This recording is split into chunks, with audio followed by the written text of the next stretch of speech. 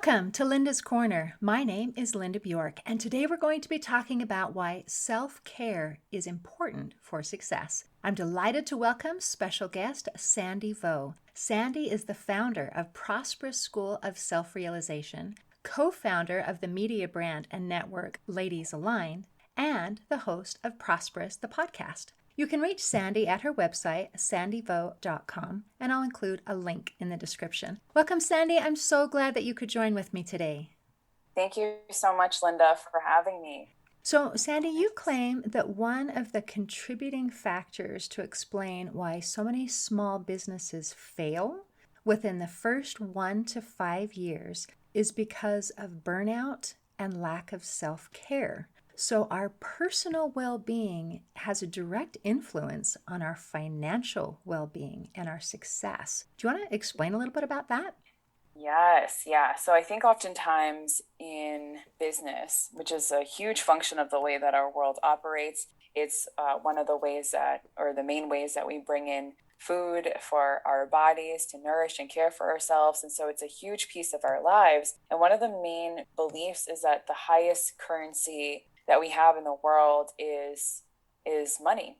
And what I'm saying with especially some of the statistics that we're finding today with the increased levels of stress, especially after the last 2 years of the pandemic, is that the highest currency isn't money.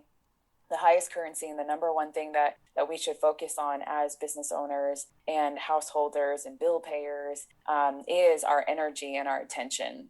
Because when we can focus ourselves on how we can cultivate our energy, how we can increase our ability to concentrate, we are going to feel more well. We're going to feel like we're thriving. We're going to feel more connected to ourselves. We're going to feel more present. We're going to feel more vibrant. And that then will be able to support us in every facet of our lives, including our business. But it's not how we're taught to think, right? It's always the opposite. It's you got to work hard, you got to hustle, you got to, the more you can grind and brag about how many nights you stay up and how busy you are, the bigger your badge of honor is going to look like, right? And so it's really a switch. It's a switch in understanding that if we want to sustain our businesses, if we want to sustain the income that we're making, then we have to learn how to sustain ourselves. And that's primarily what I teach a lot of people to do.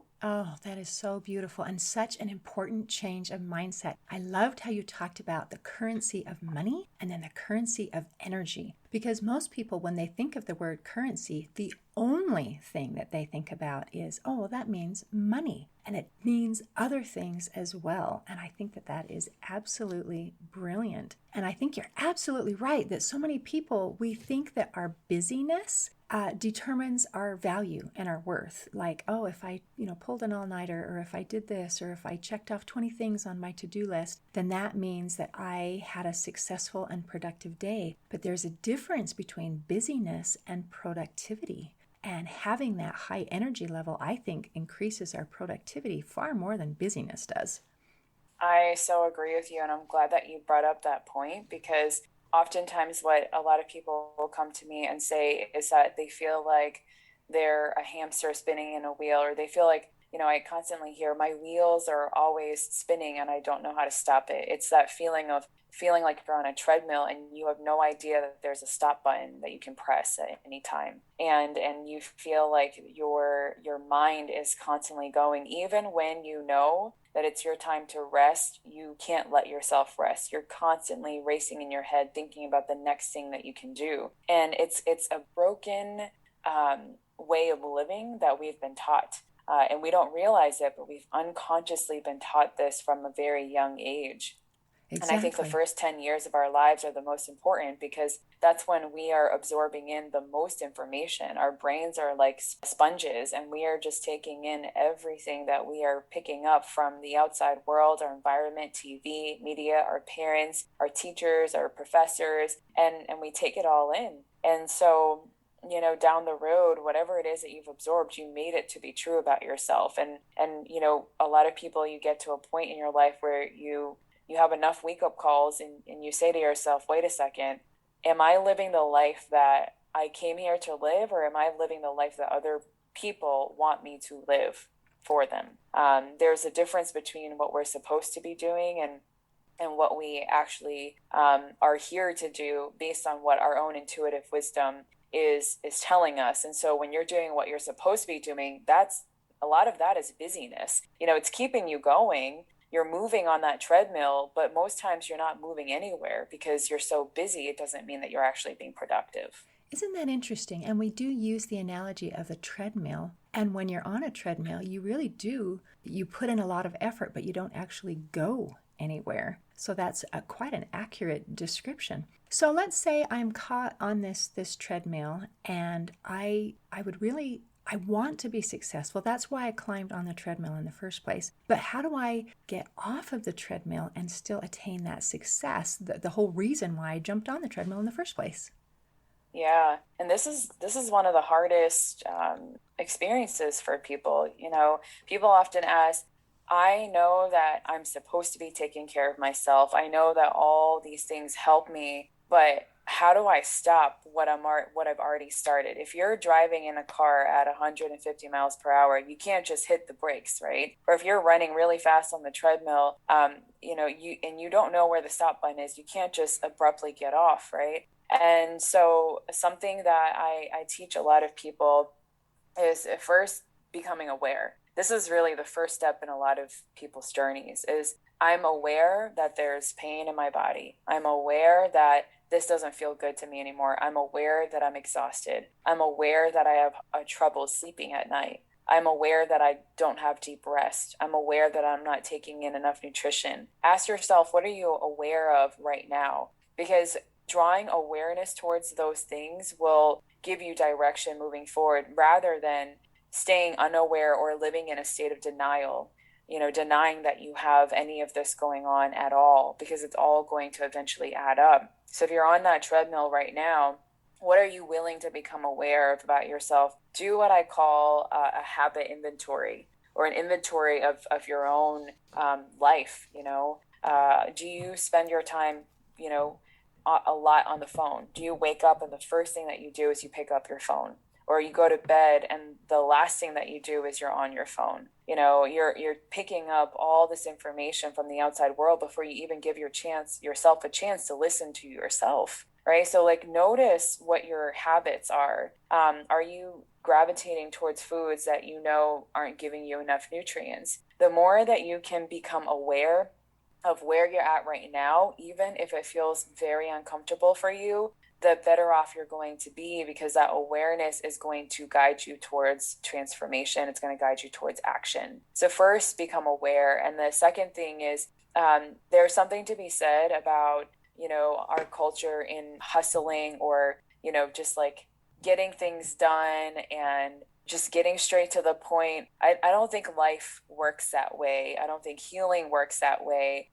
We're taught that everything is very linear. Success is linear. Healing is linear, but it's very circular. So one of the things when it comes to getting off that treadmill is realizing that it's a journey and it's going to take time. So giving yourself a lot of grace and compassion along the way is a key ingredient. This is actually the highest principle of all of yoga. When I say yoga, I'm not talking about the physical postures. I'm talking about living in union, which is what the word yoga means, with your truest innermost self.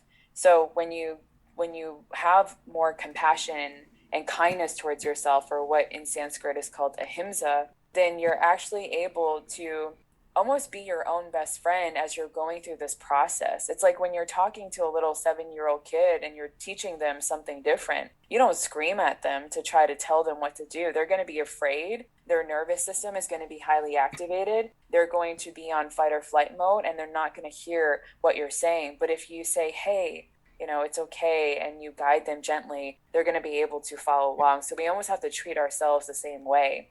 And then after that, it's about taking small, subtle steps. And that's a lot of what I teach. The practices that I teach are very subtle. So if you have never meditated before, if you're entirely new on the self-care journey, if you've spent a life of living in a chaos or busyness, or what I call friction, then the best thing that you can do to start off is to focus more of your energy on what you love. So if you love to garden, if you love to cook, those things that you've loved to do in the past, like painting or anything that just when you do it, you lose track of all of space and time and you're completely immersed in that moment. That's when I want to invite you to do more of for at least 20 minutes a day. And you'll start noticing everything changing. Your emotions will change. Your capacity to experience joy is going to change. Your ability to feel and to become more sensitive is going to change. And when you experience that, now your mind, your body, and your spirit are saying, oh, well, I want more of this.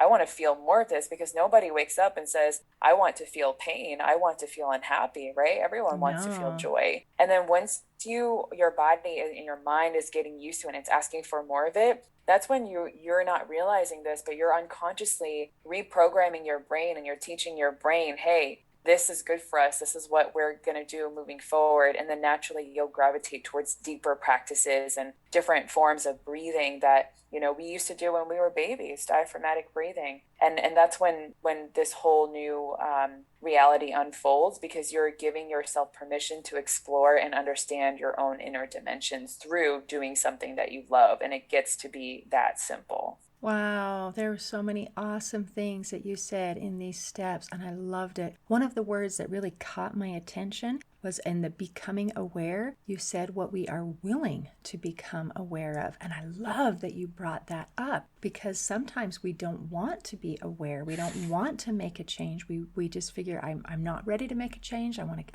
going to keep doing what I'm keep doing. So that is crazy. And I love the idea of doing what you love. When you talk about meditation, usually the first thing I think of is we sit in silence. And for some people, they do very well at that. And for other people, it's very challenging. But to say, hey, do something that you love, that is really exciting. A lot of people, I think we have to give ourselves permission to do something that we love, because we feel guilty. It's like, no, I can't do something for me because I have things that I need to do to take care of other people. And they forget that, that basic little thing that they remind you every time you get on an airplane, that we have to put that oxygen mask on ourselves before we can help others, because we have to be in a good place in order to serve. We have to kind of fill our cup before we can serve. So those things are amazing. Now, one of the things you talked about was that you can do a meditation thing in 1 minute. What can we do in a minute? Yeah, I think a lot of people think that you have to make really drastic changes if you want to make a change. And what I propose through what I teach is that the more gentle and subtle that we are, the better off and more long-term our change is actually going to be, the more we'll sustain the changes. And so when it comes to meditation, I teach people the way that I learned it, which is 1 minute at a time. So within that 1 minute, it's the understanding that meditation is not about going in for as long as you possibly can. It's not about the duration. It's about the potency. It's about preparing your mind, your body, your spirit to be able to sit in that meditation. And so for the 1 minute meditation, I teach people a 3-step process. One is, how do you prepare your body? The second is, how do you bring the breath into the body? So and then the third is, where do you place your focus on? Because oftentimes when you're sitting down, your mind is scattered all over the place. And if you're not being instructed or you're not being guided through a teacher or someone that's been practiced with meditation, you might just sit down and you might just be like, okay, well, what do I do now? Do I just let whatever comes up? Yes. However, if you have a point of focus, your mind you can start to teach your mind how to bring all of your awareness into this point of focus. And so when you learn the 1 minute meditation, you're bringing all of your focus to the point underneath your nostrils, above your lips, because that's where your breath is going in and out. And it's easy when you can listen to your breath and you can hear your breath going in and out underneath your nostrils for 1 whole minute. And you're putting your entire focus there. And after that 1 minute, just notice how it feels. Most people tell me that it feels like they have clearer vision. They feel a lot more relaxed. They feel like it was way longer than a minute, because I kind of experiment with people and I time it and they're shocked. at how long 1 minute can actually feel like when we're constantly running around saying that we don't have enough time. So everything that I teach is really meant to be easy to integrate in your life today. You can be the busiest CEO. You can have 6 kids. You can have every reason in the books to say, I don't have time. And I promise we'll make time for you, because it can be really simple. And that's how it should be. It's just like, going to the gym. If I were to ask you to go to the gym and I'm going to tell you to bench 100 pounds when you have never even lifted, 50 or 20 pounds, you're probably going to break something, right? It's probably going to be really uncomfortable. But if I said, hey, you've never benched anything before, start with these 2-pounders right here. And you started lifting. Now you're getting more confident because you're realizing how light this 2-pound is. And in that process, you're learning the correct form, right? You're learning how to breathe. You're learning all these processes that are really important in order to bring more oxygen into your body and develop the muscles that you're looking for, right? So now you're getting more confident. And then I say, okay, now that you're getting confident, let's increase the weights to 5, and then let's increase it to 10, and then let's increase it to 15. What you're doing in that moment is you're building a firm foundation, you're learning the form, and you're also building the resiliency through your muscles and your muscle memory in order to remember what it is that you're doing and have the capacity to do more. So it's the same thing with a meditation practice, right? You do it subtly, one small step at a time, 1 minute at a time. And once you get really comfortable, once your brain starts to realize, oh, wait, I'm learning something different here and it's starting to feel really good, then you can increase it more and you can dive into deeper practices. But if you're just starting off and you want to build a solid self-care foundation, then I say self-care is being self-aware. Become aware of where you are right now. Don't lie to yourself, and give yourself the gentle and the ease that you need right now, and then slowly build it up from there. Wow, I love the idea that we have to be honest with ourselves. Don't lie to ourselves. Be kind, be gentle, but also be honest. And I think that that's very critical. I also loved when you talked about time. We talked earlier about currency and how money is a currency, our energy is a currency, time is also a currency. And that one is kind of magic because every person on earth gets the exact same amount of time in a day, not necessarily in a lifetime, but we should cherish that time and use that time well. And I think doing some self-care is an investment using that time. And I love the idea that we can use some small, simple steps because, I can fit 60 seconds in my schedule without feeling like I'm changing everything. So that is wonderful to be able to get started. Yeah, and that's one of the main things that I heard people say after attending one of my retreats this year is that, wow, my whole relationship with time has completely changed. I often hear people when they're in their later years of life say, I don't feel like I have enough time, and they think that it's only them. But I hear people in their early 20s saying, I don't have enough time. I need to do this. So it's a story that humanity has made up that we just don't have enough time. But when we really begin to understand time and understand our brains and our minds at a deeper level, we realize how much of an illusion time really is. It's a concept that allows us to operate in society. It allowed me and you to be having this conversation together because we knew exactly the time that we were meeting. We knew how to prepare ourselves for it, and therefore we're able to have this beautiful exchange. And so the concept of it helps us to operate as human beings in the society. However, time in itself is so deep and so infinite. And that's why I say that I think a lot of people are afraid of meditation. One, because they're afraid of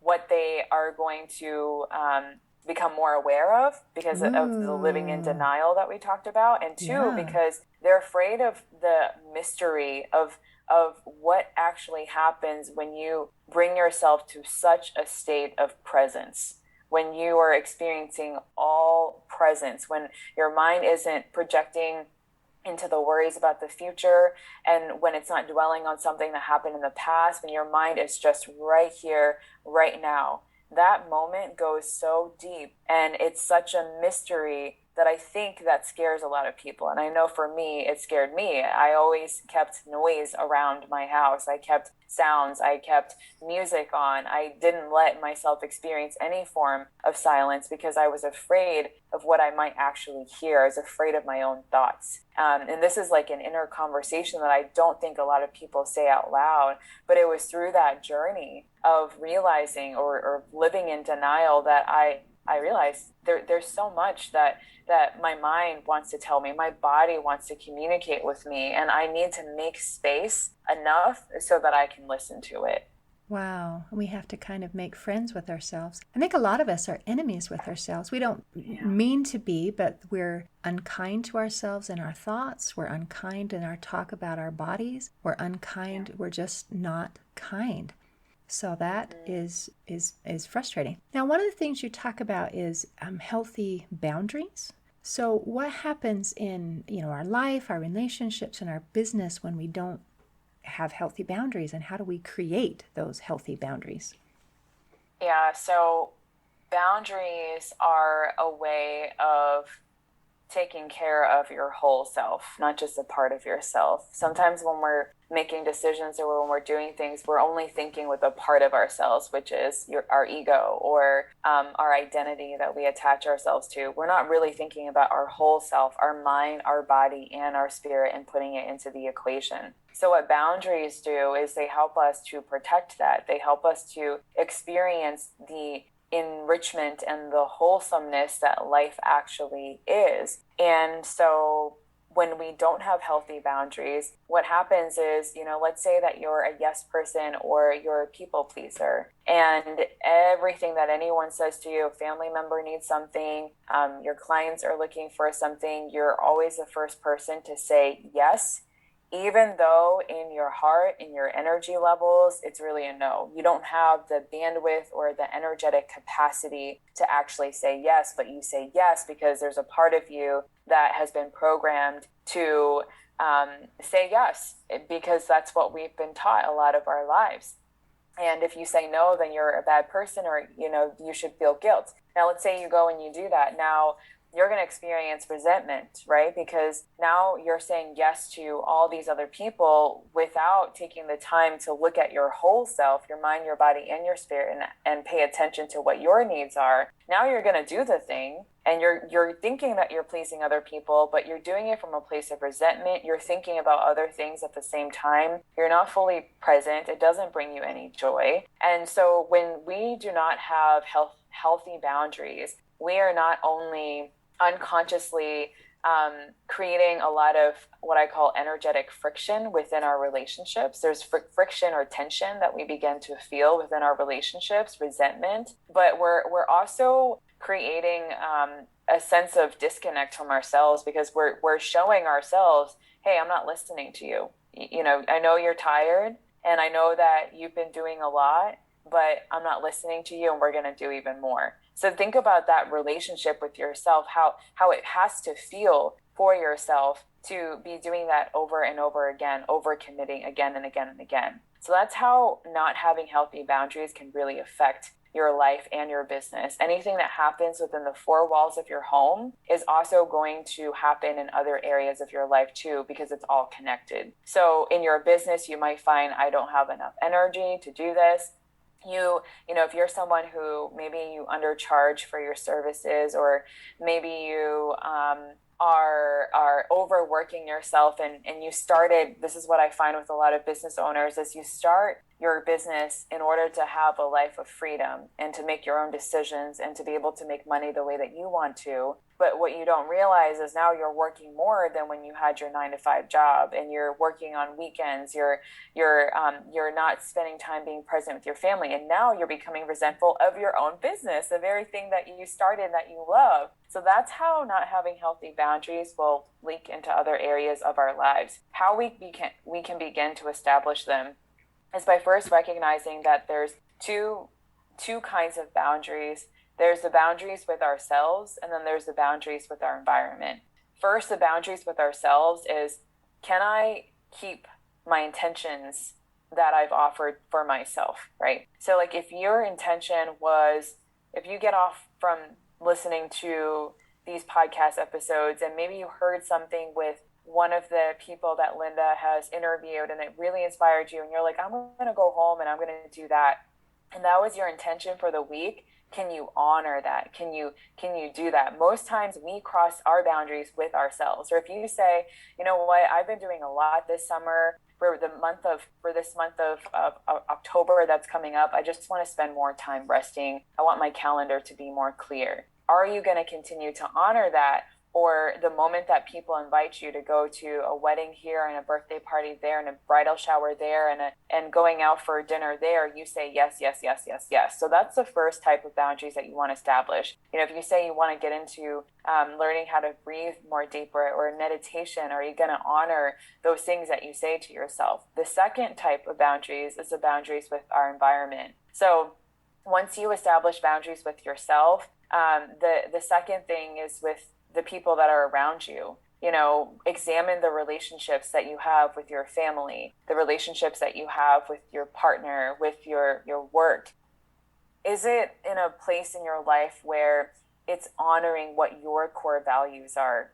When people don't know, you know, how to set boundaries, one of the ways that I help them to find that is to ask themselves, well, what are my core values? What is important to me? How often do we ask ourselves this? What truly matters to me? The times where most people ask themselves what truly matters to me, like what is it that matters to me, is typically when something like the 2020 happened and you lose your job or you lose all these things, or you're noticing the people around you are dying. Then you ask yourself, wow, I really want to make sure that I focus on living a life that actually matters to me. That's when we start waking up. But what about now, in this mundane moment, when there's no reason in this present moment for you to be afraid of your life or your health or anything? Can you still ask yourself this question and say, well, what truly does matter to me in this moment? What kind of life do I want to live that helps me to feel the most enriched and the most wholesome, and that I'm squeezing the juices out of every moment of this life? And when you answer that question, you're going to experience things like, you know, maybe what matters to me the most is being as present as I can possibly be, feeling joy in my days, being able to connect with the people that are around me and feel like we're having a deeper conversation than just living on the surface or talking about the weather, being able to go outside and meeting strangers and feeling like, you know, we're reflections of each other. You know, what truly does matter to you? And once you get clear on what that question is, it is going to be so much easier for you to build boundaries, you know, to actually establish boundaries around that. So the next time that someone says to you, hey, can you do this? When it's impeding on your core value of presence or your core value of joy, or when, you know, that friend that you had from high school constantly has something negative to say, you're going to respect your own boundaries a lot more. You're going to value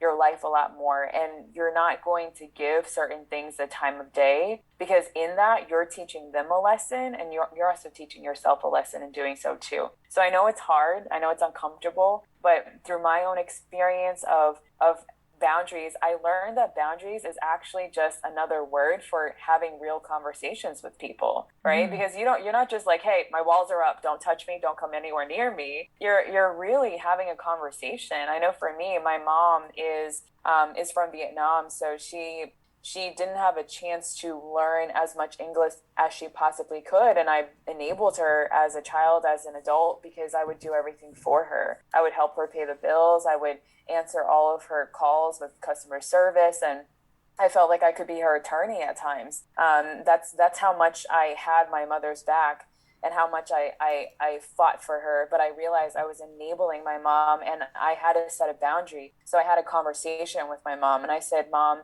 you've been living here for a really long time. You know, all of us are grown now and we can take care of ourselves. This is really your time for you. And I want to encourage you to learn how to do these things yourself, because I know that you can. And while my mom wasn't happy at first to hear that, it definitely inspired her to go on her own and figure things out. And then I saw her get more confident. I saw her speaking better English. I started seeing her having different conversations. That empowered her.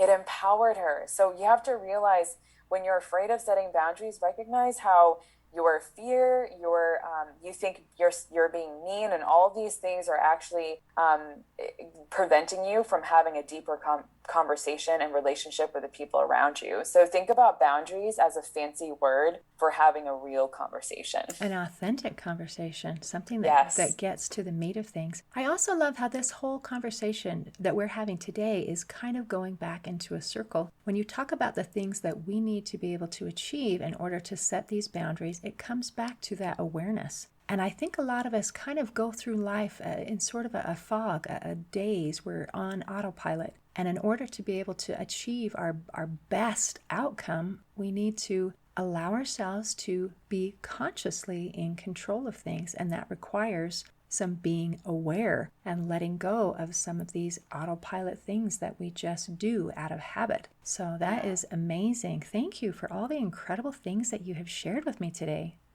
Absolutely. Yeah.